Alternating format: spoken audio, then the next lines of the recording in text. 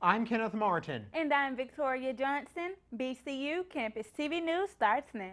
Covering news across the city of Daytona Beach. This week, we give a look on some issues happening on our campus. And a few issues happening in our very own community. The Daytona Beach Police Department arrested 34-year-old Brent Horvath for allegedly shoving a 7-month-old baby's head into a door. Horvath and his girlfriend, who is also known to be the baby's mother, were arguing because Horvath wanted the mother and child to leave the home. On your screen now is a picture of Horvath from West News. The baby was rushed to the hospital and Horvath was later charged with child abuse. No one wakes up expecting to find out that they have MRSA. Well, one person wasn't so lucky. Multimedia journalist Dominique Williams gives us more. Injuries are a common thing that athletes face every day, but a staph infection is something you don't see coming. Tight end Daniel Fells, who plays for the New York Giants, is facing a staph infection known as MRSA. MRSA is a bacterium that causes infections in different parts of the body. Fells could be just weeks away from getting his ankle amputated, possible of his career coming to an end. Other NFL teams have suffered MRSA outbreaks in recent years, such as the Cleveland Browns, Washington Redskins, and the Tampa Bay Buccaneers. An NFL physician survey had conducted in 2013, the year in which the Tampa Bay Buccaneers suffered a 3-player MRSA outbreak, found that 33 players had contracted a MRSA infection between 2006 and 2008, according to USA Today. Fells is in the high-risk population with athletes where they share towels, benches, and have high body contact. You can also contract MRSA in the weight room or even in hospitals. These are just a few ways of contracting the infection itself. I'm Dominique Williams, reporting for BCU Campus TV News. Police are continuing to search for the suspect that shot 2 local Daytona Beach men just 3 blocks down from Bethune-Cookman University on October 31st. The shooting occurred at 5:58 p.m. at Mary McLeod Bethune Boulevard and Walnut Street. 36-year-old LeVar Williams and 33-year-old Leroy Harvey were both sent to Halifax Medical Center where they were treated for gunshot wounds. The suspect is being described as a black male, 5 feet 6 inches tall, who is wearing a gray or brown shirt. If you have seen the suspect or know his whereabouts, you are also asked to call police immediately. Paul Ryan believes that Planned Parenthood should not get 1 cent from taxpayers. Ryan told CNN's Dana Rash, and I quote, "I think we need to be very clear about what we can and cannot achieve and not set expectations that we know we can't reach given the constraints of the Constitution," end quote. Paul Ryan has now taken the place of John Boehner as Speaker of the House. With the Florida Classic happening in approximately 1 week, some students would agree that the school decorations give us school spirit. Let's have a look. Greetings, Wildcats. My name is Mariah Espinosa, reporting live for BCU Campus TV News. As you know, last week was homecoming week, and I'm here to get the scoop on whether students think that we should discontinue or continue having decorations up around the school. Yes, they were very beautiful. Yes, I did. Oh, yeah, absolutely. They looked great.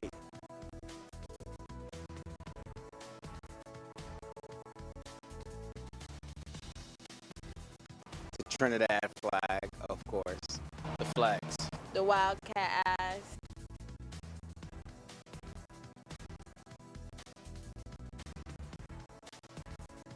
I think it'll probably take away from the festivities of it all. It makes the school look more homely. Because it makes the school look colorful. It's good to have school spirit. Go Wildcats. Woo! After talking to numerous students here on campus, the majority opinion given was that yes, students do indeed would like to see the homecoming decorations stay up after homecoming week is over. However, there was one student that disagreed with this topic, and he felt that it was necessary to take down the homecoming decorations after homecoming week is over.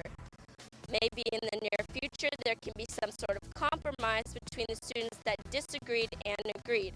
I'm Mariah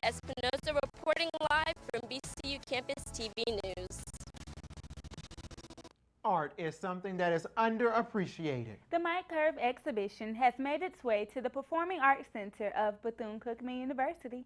Reporter Caroline Morley covered this story. The Mary McLeod Bethune Performing Arts Center, in its Visual Arts Gallery, is where the Mike Curb Motorsports exhibit was held and served by a student-ran record label called Mike Curb Institute. The man of the hour, Mike Curb, spoke to the crowd, followed by Dr. Pam Brown, President Edison O. Jackson, and followed by the rendition of the national anthem sung by our very own Bethune-Cookman student, Paul Jackson Jr. In case you missed his voice, here's a small taste. If I were a drummer, I would use my cymbals. If I were a writer, I would use my pencil. While students, staff, family, and friends mingle, a pictorial history of NASCAR, the Daytona Speedway, and curb racing.